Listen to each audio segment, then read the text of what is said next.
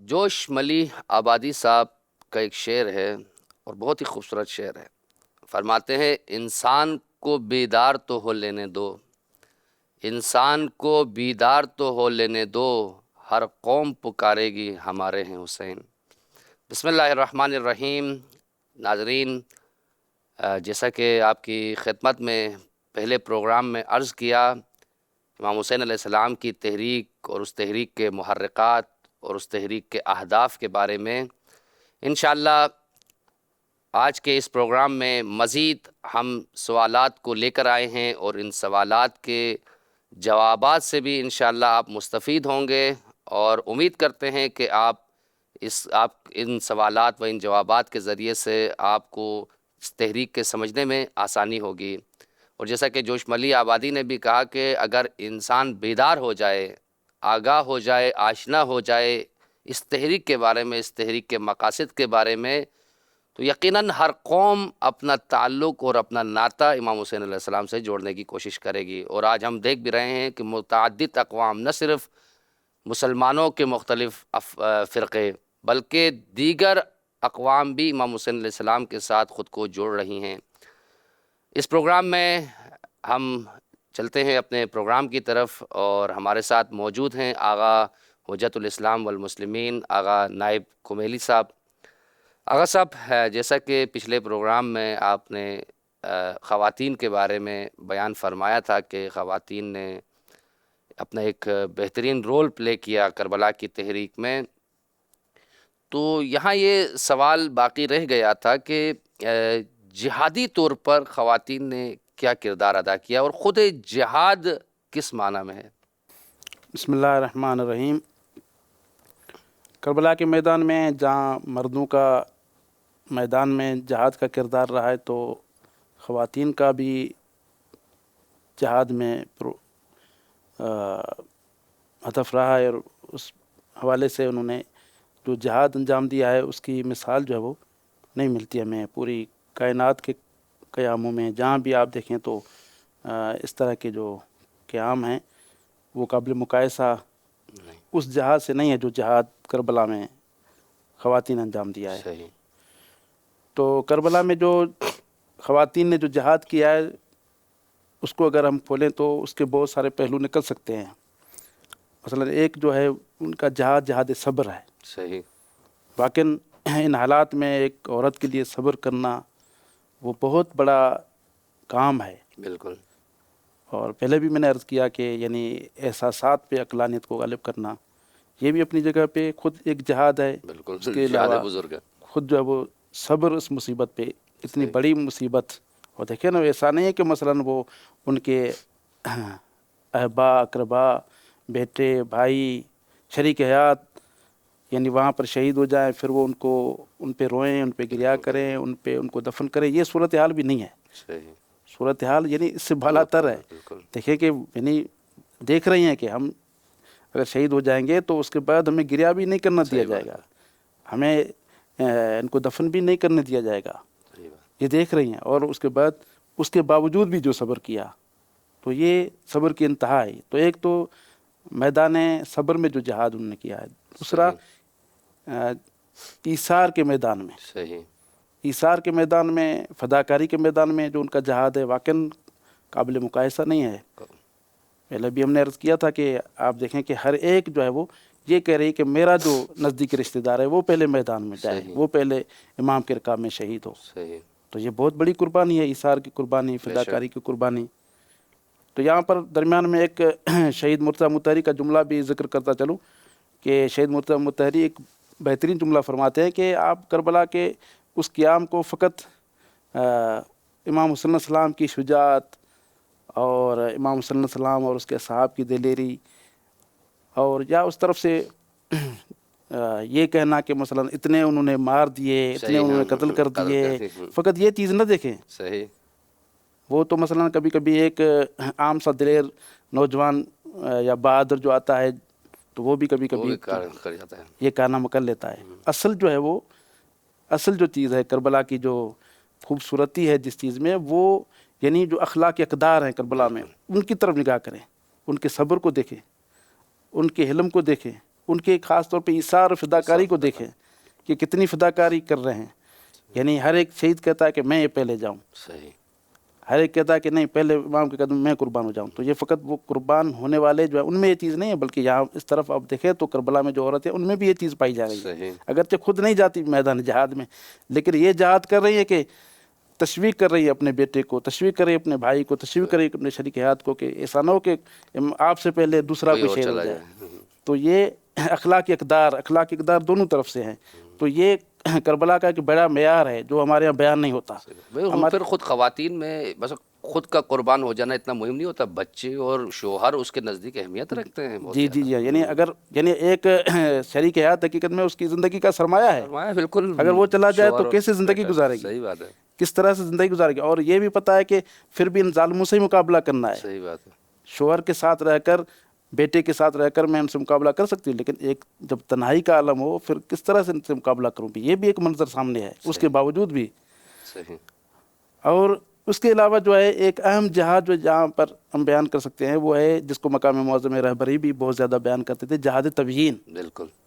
اور جہاد تبیین، اور جس کا ہمارے یہاں بھی واقعاً ایک ہمارے یہاں کمی پائی جاتی ہے، اور جہاد تبیین ہمارے یہاں بھی ہم نہیں کر سکتے. صحیح. اور اس حوالے سے ہم بھی جو ہے وہ واقعاً جو ہے وہ یعنی احساس ذمہ داری نہیں کرتے ہیں. کرنا بھی چاہیے. سستی اور کاہلی دکھائی ہے. جی ہاں. اس میدان میں جہاد تبیین خاص طور پہ جناب زینب سلام اللہ علیہ کے کردار میں آپ دیکھیں تو کربلا کے بعد جناب زینب نے جو جہاد تبیین کیا ہے، ان کی سب سے بڑی مثال جو ہے وہ کوفے اور شام کی بازار میں بی بی کے خطبات. بالکل. یہ خطبات یعنی فقط یہ 2-3 صفحات کے یہ مطالب نہیں ہیں، بلکہ ایک آئیڈیل ہے. بالکل. ایک اس میں ایسی چیزیں بیان ہوئی ہیں کہ جو پورے کربلا کے ہدف کو بیان کرتی ہیں، پورے کربلا کے اس اساسی مقصد کو بیان کرتی ہیں. یہ اب دیکھیں آپ دیکھیں جب کوفہ میں بی بی آئی اور بی بی نے جو خطبہ دیا تھا تو آپ روایت میں کیا ملتا ہے، یعنی پورے کوفے میں کوہرام پپا ہو گیا تھا. یعنی لوگ رو رہے تھے، گریا کر رہے تھے. پھر بی بی نے جو ہے اس رونے پہ تنقید کی ہے کہ یہ رونا کیسا ہے کہ جب سب کچھ ہاتھ سے چلا گیا. اب اس رونے سے پہلے جب آپ سوچتے تو یہ منظر آپ کے سامنے نہ ہوتا. تو ایک ہی خطبہ تھا، اہل غدر اور اہل مکر سے تعبیر کیا. اہل غدر اور اہل مکر، اس طرح کے الفاظات، اور شروع بھی انہی الفاظ سے ہوتا ہے. عجیب سی بات ہے کہ یہ خطبہ جو ہے وہ شروع بھی انہی الفاظ سے ہوتا ہے. تو اور یہی سبب ہے کہ یہ جو بی بی نے خطبہ دیا تھا کوفے کی بازار میں، تو ایک نجف کے بزرگ عالم دین تھے، صحیح، ہمارے استاد تھے. تو انہوں نے اپنے استاد سے نجف میں سوال کیا کہ اگر یہ کوفے کی بازار میں بی بی کا خطبہ ملتا ہے، صحیح، لیکن جب شام کی بازار میں بی بی آتی ہے تو خطبہ نہیں دیتی. خطبہ نہیں دیتی. یزید کی دربار میں خطبہ دیتی ہیں لیکن شام کی بازار میں خطبہ نہیں بی بی کا. بالکل. یہ کیوں؟ اگر وہاں خطبہ دیا بازار میں تو یہاں بھی دے دیتی. تو اس بزرگوار نے ایک بہترین جواب دیا، کہا کہ کوفے کی بازار میں بی بی نے جو خطبہ دیا تھا اس نے اتنا تحول برپا کر دیا تھا لوگوں کے افکار میں کہ یزید لشکر واقعا ڈر گیا تھا. اگر یہی خطبہ جو کوفے کی بازار میں بی بی نے دیا ہے اگر شام کی بازار میں بی بی دے دیتی تو انقلاب آ جائے گا. پھر ہمارے تخت کا خیر نہیں ہے، پھر ہمارا تخت الٹ جائے گا، ہماری ساری بساط جو ہے وہ پھر لپٹ جائے گی، وہ پھر جو مقصد ہمارا ہے وہ حاصل نہیں ہو سکے گا. لہٰذا کیا کیا؟ لہٰذا یہ کیا کہ بی بی زینب سلام اللہ علیہ کے گلے کو باندھ دیا گیا، اتنا باندھ دیا گیا کہ بی بی بول نہ سکے. تو یہی سبب ہے کہ بی بی جب کوفے کی شام کی بازار میں پہنچی ہے تو خطبہ نہیں دے سکی. لیکن جب یزید کی بازار میں پہنچی تو جب یہ بی بی کا گلا کھلا گیا تو وہاں پر بی بی نے پھر یہ جو ہے وہ خطبہ تھے، اور وہ بھی خطبہ دیکھیں، وہ خطبہ بھی دیکھیں جو یزید کے دربار میں ہے. تو یزید کے دربار میں بی بی نے واقعی جو خطبہ دیا ہے، خود یزید کے اس پورے مقصد کو مٹا دیا ہے. صحیح. یزید تو توہین کرنا چاہ رہا تھا، وہ یزید توہین کرنا چاہتا، لیکن بی بی نے، اور وہ بھی امیر المومنین کی بیٹی، اتنا فصیح اور بلیغ خطبہ. اور آپ اس میں کچھ ان کے الفاظ پہ غور کریں کہ یعنی کس طرح سے یزید سے مخاطب ہے. یبن تلقا کے الفاظ ایک حاکم کے سامنے جو خود کو خلیفۃ اللہ کہہ رہا ہے، جو خود کو حکمران اسلامی کہہ رہا ہے، میں حاکم اسلامی ہوں، اسلامی مملکت کی حکمرانی کرتا ہوں، اس کے سامنے یبن تلقا کے الفاظ، اس طرح کے الفاظ. تو یہ کیا تھا؟ یہ جہاد تبیین تھا بی بی کی طرف سے. اور اگر یہ جہاد تبیین نہ ہوتا تو کربلا جو ہے کربلا میں ہی دفن ہو جاتی. بالکل ایسے منحرف کر دیتے، منحرف کر دیتے. واقعاً یہ اگر آج کربلا موجود ہے تو امام صلی اللہ علیہ وسلم کی شہادت اور بی بی زینب صلی اللہ علیہ کی جہاد تبیین کی وجہ سے. بالکل. مولا حسین علیہ السلام نے کربلا کے میدان میں جو ذمہ داری انجام دی، یہ ذمہ داری اس کا مطلب ہے کہ یہاں پوری نہیں ہوئی، یعنی ایک حد تک پوری ہوئی ہے، ابھی اس کی یہ ذمہ داری آگے بڑھنی ہے. یہ ابھی اس پیغام کا تکملہ ہے، جو تکملہ جو ہے بی بی زینب نے انجام دیا. بالکل. اور وہ تکملہ اس انداز میں انجام دیا کہ آج بھی جو ہے کیا ہے، آج بھی بی بی کے اس خطبے کو ہم آئیڈل قرار دیتے ہیں. صحیح. آپ دیکھیں کہ جب بی بی نے خطبے دیے تو یعنی لوگ یہ سمجھ رہے، حتیٰ کہ کسی نے کہا بھی صحیح کہ میں محسوس کر رہا ہوں کہ امیر المومنین خود خطبہ دے رہے ہیں. ہاں، ایک اندھے صحابی تھے جنہوں نے سنا تھا امام علی علیہ السلام کو. کہا کہ خود امیر المومنین جو ہے، یعنی کیا، یعنی ان حالات میں ایک عورت ہو کر اگر اتنے حوصلے بردباری کے ساتھ اتنا فصیح و بلیغ اگر خطبہ دیتی ہے تو خود ایک قسم کا جہاد ہے. ایک تو اس میں اپنے وہ اہداف، عالی اہداف جو وہ بیان کرتی ہے وہ اپنی جگہ پہ، لیکن اتنی جرأت کا مظاہرہ، خود یہ جرأت کا مظاہرہ جو ہے وہ، یہ بھی خود لوگوں کے لیے ایک درس ہے. خود لوگ بھی اس سے کیا ہے، یہ چیز سمجھتے ہیں کہ یہ جو طرف ہے وہ کبھی باطل پہ نہیں ہو سکتا. کہ اتنی مصیبتیں آنے کے باوجود بھی ایک عورت ہو کر اتنی جرأت سے بات کرتی ہے، اس کا مطلب ہے کہ حق ان کے پاس ہے، بالکل اس طرف باطل ہے. تو یہ بی بی کا جہاد جو ہے وہ اس کا اثر جو ہے آج تک باقی ہے. اور خاص طور پہ وہ یزید کے دربار میں بی بی نے جو خطبہ دیا اور اس میں وہ جملات جو ہے وہ آج تک واقعاً سنہری الفاظ سے لکھنے چاہیے. کہ بی بی نے یزید کو مخاطب ہو کے فرمایا تھا کہ کد قید کا تو اپنا مکر چلا، مناسب جہد کا اپنی پوری کوشش کر، واللہ لا تمحو ذکرنا، لیکن خدا کی عظمت کا قسم ہمارا ذکر کبھی مٹا نہیں سکے گا. اور دیکھیں یہ فقط اس وقت کے یزید کے سامنے بی بی کے الفاظ نہیں تھے. یہ حقیقت میں یعنی اس وقت سے لے کر آج تک، آج سے لے کر قیامت تک جو بھی یزید آئیں گے سب کے لیے بی بی کے جملات ہیں.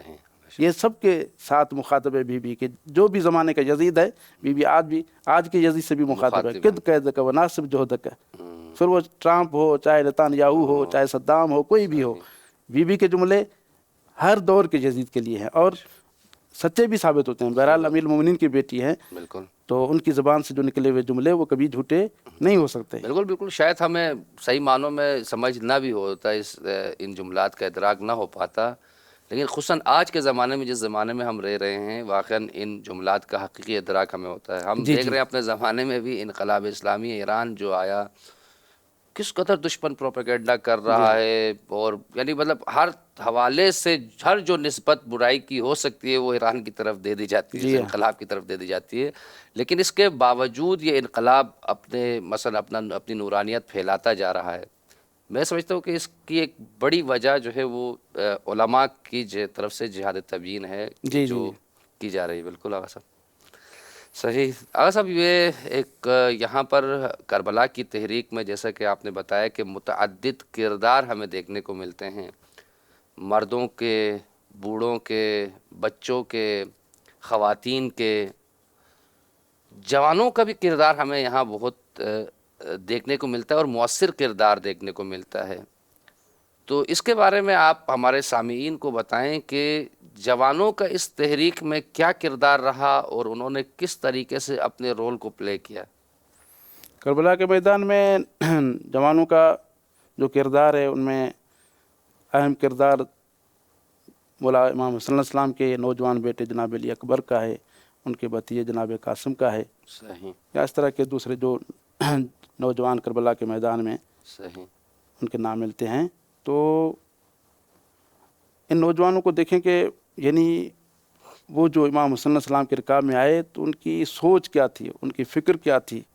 حالانکہ نوجوانی والی جو زندگی ہے وہ احساساتی بھی ہوتی ہے اور بہت ساری خواہشات ایک جوان کے پاس ہوتی ہیں کہ وہ پوری کرنے کی کوشش کرتا ہے، اگرچہ مذہبی کیوں نہ ہو، ضروری نہیں کہ دنیاوی خواہشات نہیں، وہ جائز خواہشات اور صحیح۔ اپنے دینی نقطہ نظر سے بھی یعنی اس میں کوئی مشکل نہ ہو، جائز اور حلال خواہشات، وہ بہرحال ایک نوجوان جو ہے نوجوانی کی زندگی میں خاص طور پہ وہ کہتا ہے کہ وہ میری پوری ہوں۔ صحیح لیکن اس کے باوجود بھی آپ کربلا میں دیکھیں کہ وہ ساری خواہشات ایک طرف کر کے فقط مقصد یہ ہوتا ہے کہ ہمارے امام جو ہیں وہ تنہا نہ رہ جائیں، صحیح وہ اکیلے نہ رہ جائیں، صحیح ہمارے ہوتے ہوئے ان پہ کوئی آنچ نہ آئے۔ صحیح اور یہ چیز جو ہے کربلا میں نوجوانوں میں جوانوں میں بہت زیادہ دیکھنے میں آتی ہے، خاص طور پہ حضرت علی اکبر، حضرت قاسم۔ آپ دیکھیں وہ جو واقعہ کہ امام حسن علیہ السلام جب کربلا کی طرف آ رہے تھے اور کسی جگہ پر منزل کی تو تھوڑی دیر کے لیے اپنے گھٹنوں پہ سر رکھ کے سو گئے، صحیح تو اچانک جیسے ہی بیدار ہوئے تو وہ کلمہ استرجاع جو اپنی زبان پہ جاری کیا، انا للہ و انا الیہ راجعون والحمد للہ رب العالمین، صحیح وہاں پر حضرت علی اکبر موجود تھے۔ تو کہا بابا، عرض کیا کہ یہ کیوں کلمہ استرجاع اپنی زبان پہ جاری کر رہے ہیں اور صحیح۔ خدا کی حمد کر رہے ہیں؟ تو امام حسن علیہ السلام نے فرمایا کہ جیسے میری آنکھ لگی تو کوئی ہاتف جو ہے، کوئی غیبی منادی یہ ندا دے رہا تھا جو میرے کانوں پہ پڑ رہی تھی کہ یہ کاروان تو جا رہا ہے لیکن موت ان کے پیچھے پیچھے ہے۔ ان کے پیچھے سے اللہ۔ تو وہاں پر جو ہے جناب علی اکبر کا وہ جملہ، سنہری جملہ کے سوال کرتے ہیں، بابا الاسنا علی الحق، حق، ہم حق پہ ہیں یا نہیں ہیں؟ ہم حق پہ ہیں یا نہیں ہیں؟ ہوں، حالانکہ حضرت علی اکبر جو ہے وہ جانتے ہیں کہ امام حسن علیہ السلام حق پہ ہیں، حق پہ ہیں، بالکل۔ لیکن ہمیں سمجھانے کے لیے، صحیح ہمیں سمجھانے کے لیے، ہماری تربیت کے لیے۔ ہوں، تو امام حسن علیہ السلام نے فرمایا، بیٹے ہم حق پر ہیں، کیوں حق پر نہیں ہیں؟ ہماری رائے حق ہے۔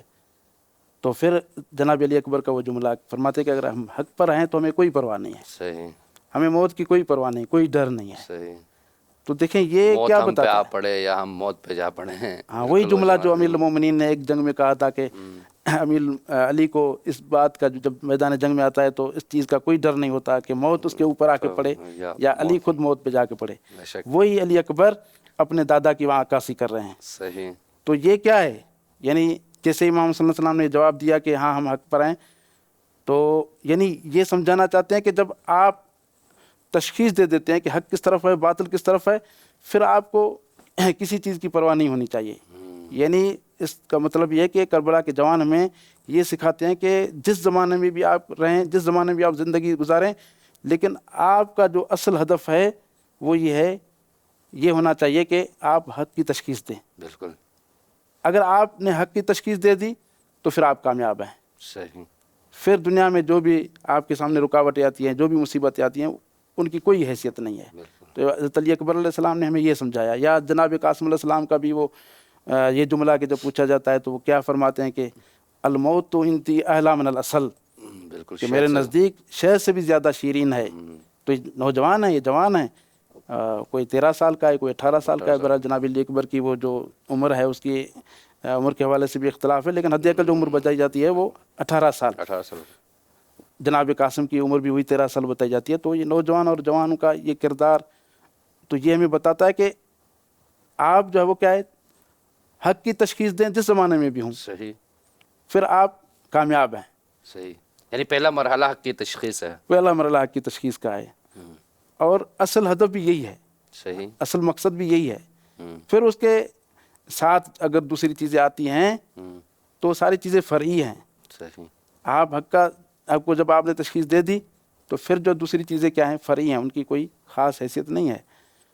وہاں پر جو آپ کو اگر آپ کی جوانی قربان کرنا پڑے تو قربان کر دیں، اور اگر آپ کے پاس سرمایہ بھی ہے تو وہ سرمایہ قربان کرنا پڑے قربان کر دیں۔ اگر آپ نے تازہ ازدواج کیا ہے تو اگر آپ کو اپنی بیوی سے، اپنے بچوں سے جدا ہونا پڑے تو آپ کو اس بات کی پرواہ نہیں ہونی چاہیے۔ اور دیکھیں آج کے زمانے میں بھی جو نوجوان جناب علی اکبر جناب قاسم کو آئیڈل قرار دیتے ہیں تو وہ بھی کامیاب ہیں اور ان ساری چیزوں سے گزرتے ہیں، ساری چیزوں سے گزرتے ہیں۔ آپ دیکھیں شہید محسن حجت جی کی مثال لے لیں، بالکل، جو شام میں گئے پھر وہ شہید، تو اس کی مثال دیکھ لیں آپ، تو وہ اس نے تازہ ازدواج کیا تھا، تازی شادی کی تھی، لیکن کیونکہ آئیڈیل جناب علی اکبر تھا۔ اور مجھے تو بہت تعجب لگا جب اس کے بارے میں جب میں نے کچھ انٹرویوز دیکھے ٹیلی ویژن پہ، تو وہ 10 دن یا 12 دن یا 15 دن کچھ دن جو ہے امام رضا علیہ السلام کے روزے میں جا کے ٹھہرے تھے، اس قصد کے ساتھ کہ میں وہاں جاؤں، جناب زینب سلام اللہ علیہ کا دفاع کروں، اور وہاں پر انہوں نے نظر بھی کی تھی اور نظر پوری بھی کی، اس کے بعد وہ گئے تھے۔ تو حالانکہ اس کے شادی بھی تازہ تھی، کوئی زیادہ سال نہیں گزرے تھے، شاید ایک چھوٹا بچہ بھی تھا، لیکن اس طرح کے بہت سارے نوجوان ہیں۔ کیوں؟ اس لیے کہ وہ آئیڈل قرار دیتے ہیں جناب علی اکبر کو، جناب قاسم کو۔ جب اس کو آپ آئیڈل قرار دیں گے تو یعنی پھر آسان ہو جائے گا، خود آٹومیٹک جو ہے وہ کیا ہے، ان چیزوں سے گزرنا بھی آسان ہو جاتا ہے۔ بہرحال ایک نوجوان کے لیے ان چیزوں سے گزرنا بہت سخت ہوتا ہے، بہت سخت ہوتا ہے لیکن اگر یہ آئیڈیل ہوں اور یہ نمونے کامل ہیں، ایسا نہیں کہ مثلاً جو ہے وہ اگر کمی ہے تو ہماری طرف سے، ان میں کوئی کمی نہیں ہے، صحیح، بے شک صحیح ہے۔ آپ اس کو جو آئیڈیل جو مانتے ہیں تو کس حد تک مانتے ہیں؟ اگر آپ آئیڈیل کو ان کو فقط اس حد تک مانتے ہیں کہ وہ نوجوان ہیں، فقط ظاہری جو دین کے احکام ہیں اس میں مثلاً میں ان کو آئیڈیل مانتا ہوں، تو ظاہر ہے کہ آپ ان سے اتنا حاصل کر سکتے ہیں۔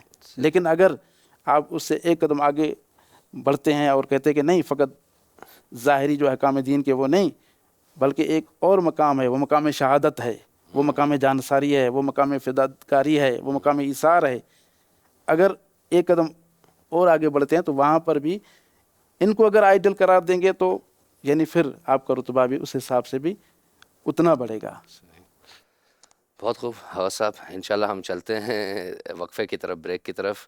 انشاءاللہ بریک کے بعد جو ہے آپ کی خدمت میں پھر سے حاضر ہوں گے۔ اٹھے ہیں ہاتھ خدایا اسی دعا کے لیے، اٹھے ہیں ہاتھ خدایا اسی دعا کے لیے، نصیب ہو سفر عشق کربلا کے لیے، کربلا کربلا کربلا کربلا کربلا کربلا، کرب و بلا نصیب سے جانا نصیب ہو، کرب و بلا نصیب سے جانا نصیب ہو، کرب و بلا نصیب سے جانا نصیب ہو، پھر لوٹ کر وہاں سے، پھر لوٹ کر وہاں سے نانا نصیب ہو، کرب و بلا نصیب سے جانا نصیب ہو، کرب و بلا نصیب سے جانا نصیب ہو، آنکھوں کو جب بھی اشک بہانا نصیب ہو،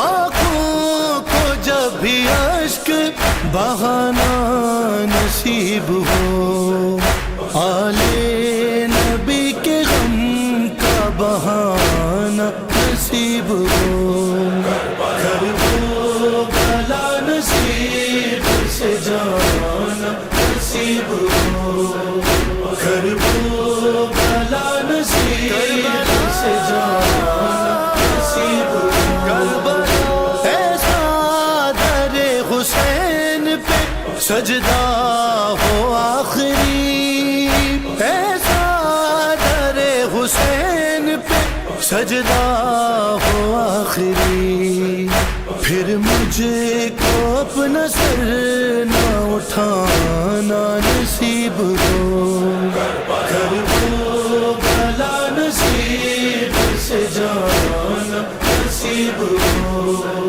کرب و بلا نصیب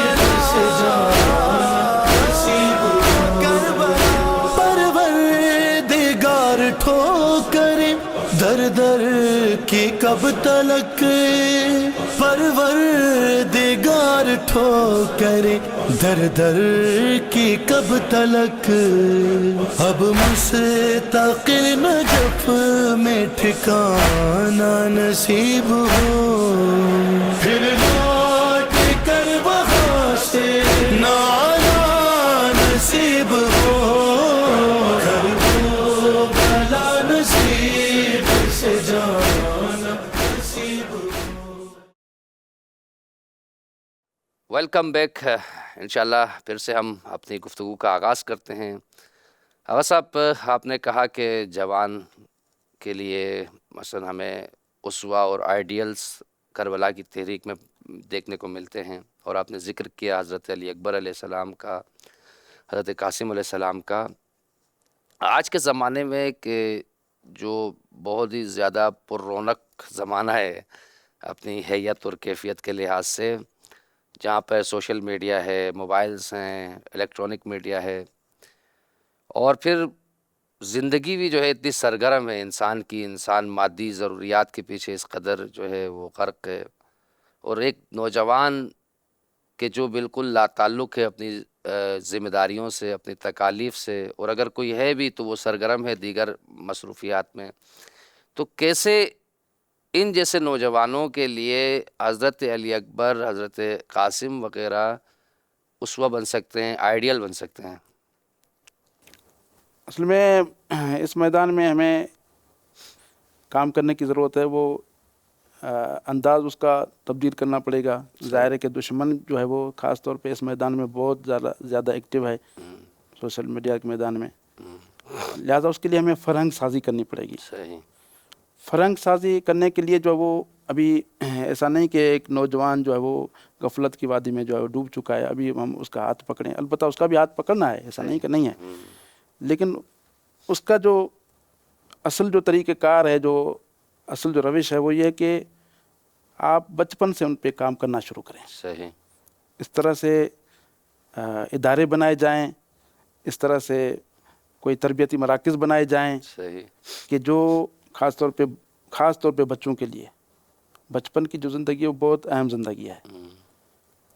خاص طور پہ 7 سال سے لے کر 14 سال والی جو زندگی ہے، کیونکہ جو تقسیم بندی کی گئی ہے تربیتی حوالے سے ائمہ معصومین کے فرامین میں، کہ یعنی پہلے 7 سال جو بچہ کیا ہے وہ سردار ہوتا ہے، صحیح.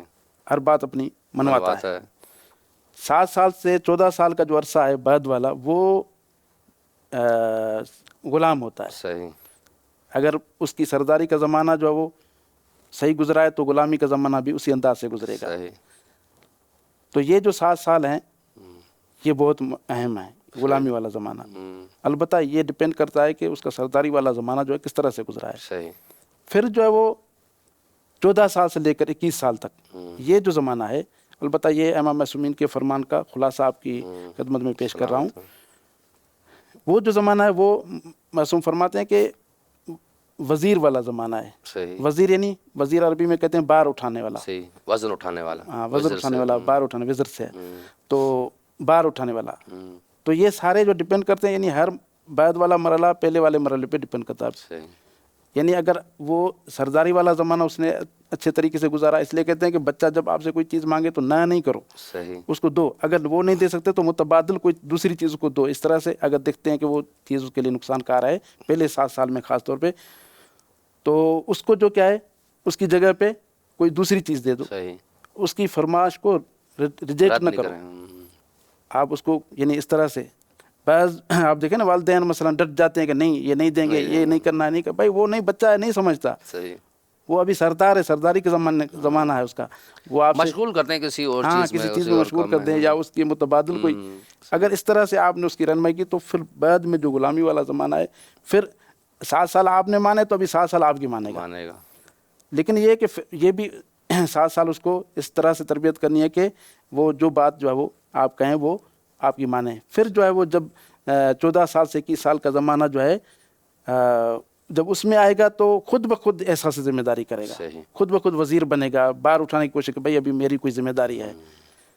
تو مسئلہ یہ کہ ہمارے یہاں اس چیز کا مثلاً فقدان ہے، خاص طور پہ ہمارے معاشرے میں البتہ یہاں پر جو ہے وہ پھر بھی اس پہ کام بہت ہوتا ہے ایران میں خاص طور پہ، لیکن ہمارے یہاں اس چیز کا بہت فقدان ہے کہ ہم اس طرح سے منظم انداز میں کام نہیں کرتے. صحیح. یعنی بچوں کے لیے الگ سے مراکز ہوں اور ان کی اس ائمہ معصومین کے فرامین کی روشنی میں ان پر اس طرح سے کام کریں.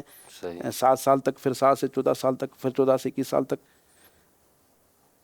اگر البتہ فقدان ہے تو اس کا مطلب یہ نہیں کہ ہم چھوڑ دیں اس کو، نہیں، جبران کرنا ہے اس کو، اس خال کو پورا کرنا ہے. صحیح.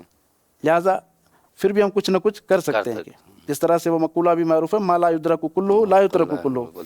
اگر کسی چیز کو آپ مکمل طور پہ حاصل نہیں کر سکتے تو اس کا مطلب یہ نہیں کہ پورے کو پورے چھوڑ دیں، یہ نہیں ہے. جی ہاں، تو یعنی جتنا آپ حاصل کر سکتے ہیں اس کو حاصل کریں. تو اگرچہ یعنی یہ بہت بڑا المیہ ہمارے لیے، لیکن ہم پھر بھی جب تک وہ مراکز بنے، جب تک یہ سسٹم ہمارے یہاں قائم ہو، تب تک بھی ہم کچھ نہ کچھ کر سکتے ہیں. صحیح بات ہے.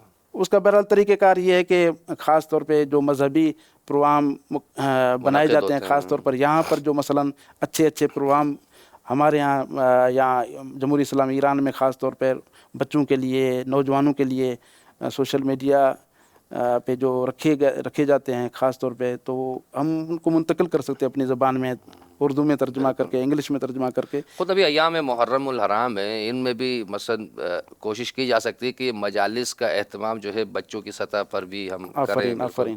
وہاں پہ جیسے نوجوانوں کے بارے میں ڈسکشن ہو. بالکل مختلف جو ہے طریقے اپنائے جا سکتے ہیں. تو یہ ذہن جو خدا نے انسان کو دیا، یہ ذہن جو ہے وہ اگر اس کو ایسے سلا دیں گے تو سوتا رہے گا. بالکل صحیح ہے. لیکن اگر اس کو جگائیں گے تو ذہن بہت خدا کی بڑی نعمت ہے. بالکل. لیکن بعض کا تو بس شوق ہوتا ہے کہ وہ ذہن کو اصل چلائے نا. وہ ایک ٹرک کے پیچھے عموماً آپ نے دیکھا ہوگا لکھا ہوا ہوتا ہے کہ عقل نہ ہو تو موجہ ہی موجہ، عقل ہو تو سوچا ہی سوچا.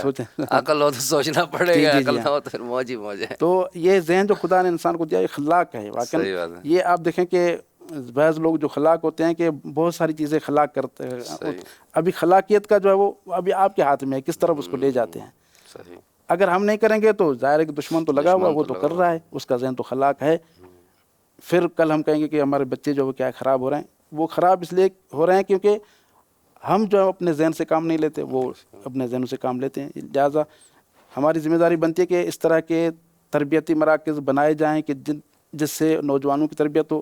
اگر جب تک وہ مراکز بنے تب تک ہم مثلاً ان کو رہنمائی کر سکتے ہیں کہ مثلاً یہ مختلف زبانوں میں پروگرام ہے، اب ان کو دیکھیں، اگر آپ کو ضرورت ہے تو ہم آپ کے لیے اردو میں ترجمہ کریں، انگلش میں کریں، اور یہ ان سے آپ جو وہ استفادہ کریں. ہو سکتا ہے کوئی مسئلہ زیادہ نہیں ہے، لیکن یہ کہ البتہ توجہ ہونی چاہیے، توجہ کی ضرورت ہے. غفلت جو ہے خاص طور پہ وہ امیر المومنین کا فرمان نہج البلاغہ میں، اس پہ میں بہت دقت کرتا ہوں کہ ما انقذ النوم لے عزائم اليوم، کہ یہ جو نیند ہے نا، یہ نیند جو ہے انسان کے دن کے بڑے بڑے ارادوں کو کیا ہے برباد کر دیتی ہے. لہذا البتہ امیر المومنین جو لفظ نوم استعمال کیا، اس کا مطلب نہیں کہ انسان بستر پہ سو جائے. بالکل بستر پہ سو جائے نہیں. نوم سے مراد ہی نہیں، ابھی وہ نوم چاہے نیند جو ہے بستر والی نیند ہو یا غفلت والی نیند ہو، نیند ہے. تو ہم چلو اگر بستر پہ نہیں سوتے لیکن غفلت کی نیند میں پڑے رہیں گے، تب بھی ہمارے بہت سارے ارادے جو ہیں وہ ٹوٹتے نظر آئیں گے، تباہ ہوتے نظر آئیں گے. اور متاسفانہ ہمارے مسلمان معاشرے میں سب سے جو بڑا المیہ ہے وہ یہی ہے کہ ہم غفلت کی نیند میں ہیں، جس کی وجہ سے اتنے اسلامی ممالک ہیں، اس کے باوجود بھی ہم پہ مغرب غالب ہیں. بالکل غلام نظر آ رہے ہیں، ان کے افکار غالب ہیں. صحیح. یہ بہرحال ہم نے جو ہے وہ کیا ہے اس میدان میں جدوجہد کرنی ہے. جدوجہد کریں گے تو من جاہد فینا لنہدینہم سبلنا، یہ قرآن کا فیصلہ ہے، اللہ کا فیصلہ ہے کہ جو ہمارے راستے میں جہاد کرے گا تو ہم ایک راستہ نہیں، سبلنا، وہ راستے بھی ہماری طرف سے ہوں گے. صحیح بات ہے، بے شک. لہٰذا جہاد اگر کریں گے تو انشاءاللہ یہ خال بھی مکمل ہو جاتا. بالکل انشاءاللہ. اور دعا کرتے ہیں کہ اللہ تعالیٰ سب کو ہدایت دیں انشاءاللہ. اچھا آغا صاحب یہ بتائیں کہ ابھی آپ نے جیسے کہ ذکر بھی کیا کہ صرف مسلمان اگر چاہیں تو اس تحریک میں، اس نہضت میں کہ جو امام حسین علیہ السلام نے جس تحریک کا آغاز کیا اور اسے اپنے اختتام تک پہنچایا، یہ پیغام رکھتی ہے مسلمانوں کے لیے، تو آیا صرف یہ پیغام مسلمانوں کے لیے ہے اس تحریک میں یا نہیں، بلکہ یہ ایک عمومی تحریک تھی کہ جس میں ہر مکتبہ فکر سے تعلق رکھنے والا فرد یا ہر مکتبہ فکر سے تعلق رکھنے والی تحریکیں اس تحریک سے کہ جو امام حسین علیہ السلام جس کے بانی ہیں استفادہ کر سکتے ہیں؟ امام حسین علیہ السلام کی تحریک کو فقط ہم مسلمانوں تک محدود کریں، عالم اسلام تک محدود کریں تو خود یہ امام حسین علیہ السلام کی شخصیت پر ظلم ہے۔ صحیح۔ امام حسین علیہ السلام نہ فقط عالم تشیع کے، نہ فقط عالم اسلام کے، بلکہ عالم انسانیت کے امام ہیں، اور اگر ہم اور آگے بڑھیں تو پوری کائنات کے امام ہیں۔ کے امام بے شک۔ تو لیکن تشریح میدان میں ہم دیکھیں تو تشریح میدان میں عالم انسانیت کے امام ہیں، تکوینی میدان میں دیکھیں تو پورے کائنات کے امام ہیں۔ جو بھی کائنات میں جو بھی چیز خدا نے خلق کی ہے تو امام معصومین سب کے امام ہیں، سب کے پیشوا ہیں، سب کے رہبر ہیں۔ صحیح۔ تو اور اس طرف سے کیونکہ کربلا کی جو تحریک ہے تو اس کا واسطہ بھی تشریح میدان سے ہے، تو اس حساب سے ہم امام صلی اللہ علیہ وسلم کی اس تحریک کو فقط مسلمانوں کے ساتھ مختص کریں، عالم اسلام کے ساتھ مخصوص کریں، یہ حقیقت میں امام کی ذات کے ساتھ ظلم ہے۔ صحیح۔ اور دوسری طرف جو آپ دیکھیں کہ امام صلی اللہ علیہ وسلم نے جو قیام کیا اس میں امام کے جو اہداف تھے، اگر ان پہ ہم خود نگاہ کریں، دقت کریں تو وہ خود امام کے اہداف جو ہیں یا امام نے قربانی جو دی ہے جن اہداف پہ، وہ خود اہداف گویا ہیں کہ یہ تحریک جو ہے فقط عالم اسلام کے لیے نہیں ہے۔ صحیح۔ کیونکہ آپ اس میں کیا دیکھتے ہیں، امام صلی اللہ علیہ وسلم کا ہدف کیا تھا؟ امام صلی اللہ علیہ وسلم کا ہدف یہ تھا کہ اگر آپ جو ہے وہ امام کا فرمان بھی ہے وہاں پر مخاطب ہو کے فرمایا تھا کہ اگر آپ کے یہاں دین نہیں ہے تو کم سے کم دنیا کے لیے آزاد تو بنو، آزاد تو بنو، دنیا کے لیے آزاد بنو۔ تو اس کا مطلب ہے کہ امام یہ کہنا چاہتے ہیں کہ میری تحریک کا جو تعلق ہے عالم اسلام کے ساتھ نہیں ہے، انسانیت کے ساتھ ہے۔ چلو آپ کے پاس دین نہیں ہے، آپ مثلا آپ خود کو مسلمان بھی نہیں کہتے، انسان تو ہو، آزاد مرد تو بنو، آزاد مرد بنو۔ ایک انسان جو ہے وہ کسی بھی مذہب سے وابستہ ہو، کسی بھی فکر سے وابستہ ہو، وہ چاہتا ہے کہ میں آزاد زندگی گزاروں، غلامی والی زندگی گزاروں۔ تو یہ یعنی خود امام صلی اللہ علیہ وسلم کا یہ فرمانا یہ بتاتا ہے کہ امام کی جو تحریک ہے وہ عالم انسانیت کے لیے ہے۔ صحیح۔ اور پوری عالم انسانیت میں جو بھی انسان ہیں وہ یہی چاہتے ہیں کہ ہم آزاد زندگی گزاریں۔ صحیح۔ امام نے آزادی کے لیے جہاد کیا ہے، آزادی کے لیے اپنا قیام کیا ہے۔ دوسری طرف امام علیہ السلام نے ظلم کے ساتھ مقابلہ کیا ہے، استبداد کے ساتھ مقابلہ کیا ہے۔ ظلم اور استبداد سے مقابلہ کرنا یہ فقط مسلمانوں کی خواہش نہیں ہے، بالکل۔ جو بھی آزاد فکر انسان ہے اس کی خواہش یہ ہے کہ روئے زمین سے کیا ہے وہ ظلم ختم ہو، استبداد ختم ہو۔ اس لیے آپ دیکھیں حتیٰ صہیونزم جو آج کل ظلم کر رہے ہیں تو اس میں وہ بھی یہودی ہیں، لیکن بہت سارے ایسے یہودی ہیں کہ جو ان کی مخالفت کرتے ہیں۔ بے شک، آرتھوڈکس یہودی خصوصاً جو ہے جی کے مخالف ہے۔ حتیٰ کہ ابھی آپ دیکھیں پاپ کے بھی بیانات آ رہے ہیں، اور ٹرمپ اور پاپ کے درمیان میں یہ کشمکش بھی شروع ہوئی تھی۔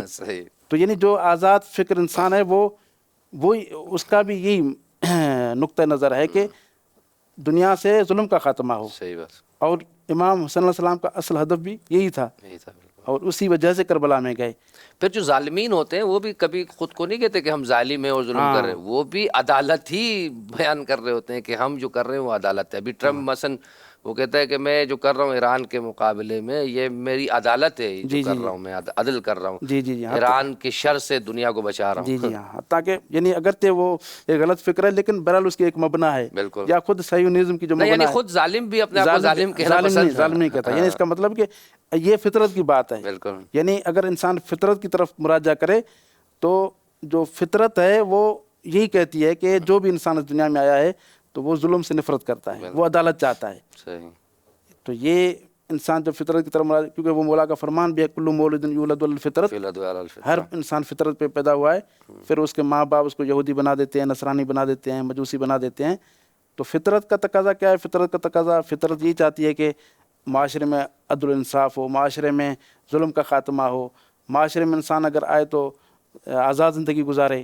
اور امام صلی اللہ علیہ وسلم نے بھی جو قیام کیا وہ ان اہداف کے لیے کیا تھا، لہٰذا امام صلی اللہ علیہ وسلم کی اس تحریک کو ہم عالم اسلام کے ساتھ مخصوص نہیں کر سکتے، تمام دنیا کے انسانوں کے لیے، عالم بشریت کے لیے۔ اس لیے آپ دیکھیں بہت سارے مثلاً ایسے افراد تھے اور آج بھی پائے جاتے ہیں کہ مسلمان نہیں ہیں، غیر مسلم ہیں، صحیح، حتیٰ کہ کمیونسٹ ہیں جو صحیح۔ خدا کو بھی نہیں مانتے، لیکن امام صلی اللہ علیہ وسلم کی شخصیت کا احترام ہے، اس ان کو قیام، آئیڈل ہاں، قرار اس دیتے قیام ہیں، کو اسوا مانتے ہیں، لیکن اسوا مانتے ہیں اس کو، اور اپنی تحریکوں میں اس کا ذکر کرتے ہیں، اپنی تقریروں میں، اپنے بیانات میں امام صلی اللہ علیہ وسلم کے ان بیانات کو بیان کرتے ہیں، اہداف کو بیان کرتے ہیں، امام کو آئیڈل کے طور پہ پیش کرتے ہیں۔ صحیح، خود یہ سارے شواہد ہیں ہمارے پاس کہ امام صلی اللہ علیہ وسلم عالم انسانیت کے پیشوا۔ امام ہیں، اور ان کا ہدف بھی جو کیا ہے، عالم انسانیت، عالم بشریت کو نجات دینا تھا۔ بے شک۔ بس یعنی امام حسین علیہ السلام کو اگر بعنوان نمائندہ خلیفہ نہ بھی مانے تو ایک اجتماعی تحریکوں میں مختلف مکاتب فکر امام حسین کو اپنا امام مانتے ہیں۔ جی ہاں صاحب، ایک عموماً ذہنوں میں آتا ہے، اسلام کے بارے میں بھی یہ آج کل شبہ ڈالا جاتا ہے، ادیان کے بارے میں متعدد، خصوصاً یہ ماڈرنزم کی جو تفکر اور رنسانس کے بعد جو معاملات بنے کہ دین جو ہے وہ صرف 1400 سال پہلے کے جو افراد تھے انہی کے لیے ہی تھا، اور ان کے زمانے کے مطابق ہی دین کے احکام ہیں۔ آج یہ ہمارے لیے قابل عمل نہیں ہے، یعنی ہم امپلیمنٹ نہیں کر سکتے ان کو۔ تو امام حسین علیہ السلام کی بھی جو تحریک تھی، آیا وہ تحریک وہی 61 ہجری کے زمانے کے ساتھ جو ہے مربوط ہے یا نہیں؟ آج بھی یہ تحریک ہمارے لیے قابل عمل بن سکتی ہے؟ امام صلی اللہ علیہ وسلم کی جو تحریک ہے وہ اس کو فقط اس زمانے کے ساتھ محدود نہیں کر سکتے، صحیح، کیونکہ خود امام صلی اللہ علیہ وسلم نے جو مدینے سے جاتے ہوئے فرمایا تھا، اور اس طرح سے امام کے دوسرے کلمات اور خطبات میں جو چیز ملتی ہے کہ انی ارید لطلب اصلاح امت جدی، تو اصلاح امت کا جو مسئلہ ہے، اصلاح امت کا مسئلہ فقط 60 ہجری سے تو مربوط تو نہیں صحیح بات ہے، اصلاح امت جب اور یہ امت کب تک ہے؟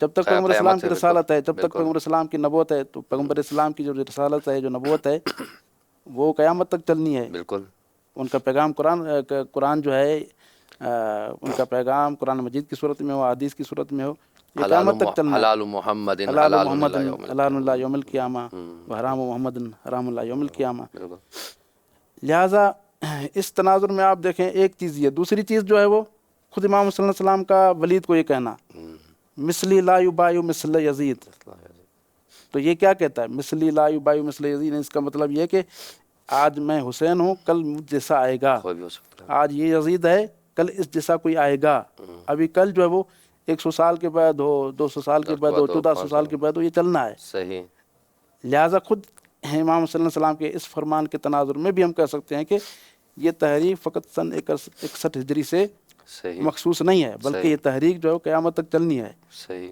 اور یہی سبب ہے کہ آپ بھی مقام معظم رہبری کو دیکھیں کہ جو 12 روزہ جنگ ہوئی تھی، بالکل، تو علی اعلان مقام معظم رہبری نے جو ہے وہ اس کے بعد جو جملہ، اور آج جو ہے بہت بڑے شاخص انداز میں یہ جملہ جو ہے ہر جگہ پہ مطرح ہے، مثلی لا یبایع مثل یزید، یزید، صحیح بات، اور اس طرح سے مقام معظم رہبری نے کر بھی دکھایا، بالکل، سر دے دیا لیکن سر دے دیا بیعت نہیں لیکن زمانے کی یزید کے سامنے بیعت نہیں کی۔ صحیح، لہٰذا یہ تحریک جو ہے وہ کیا ہے؟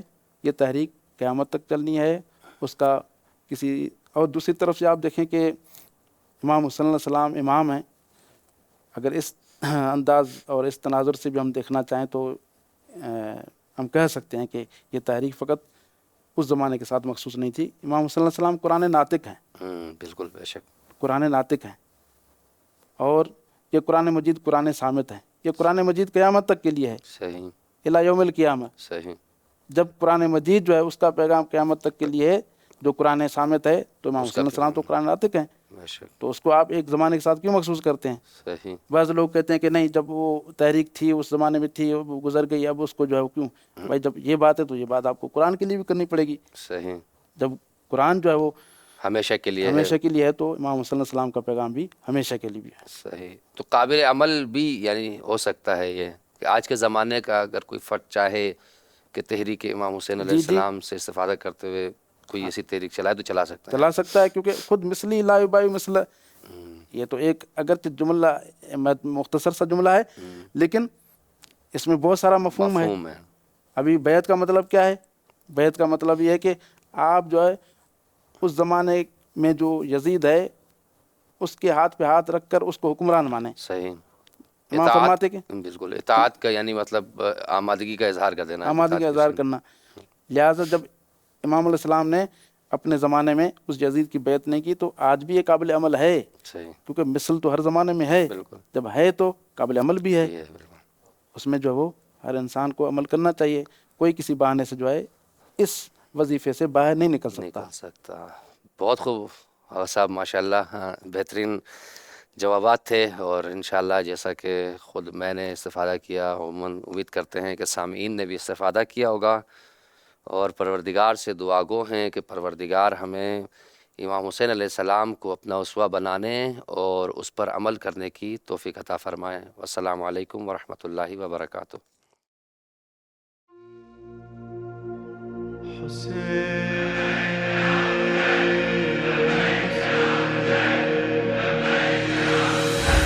أنا المشتاق لك وبكربلاء جروح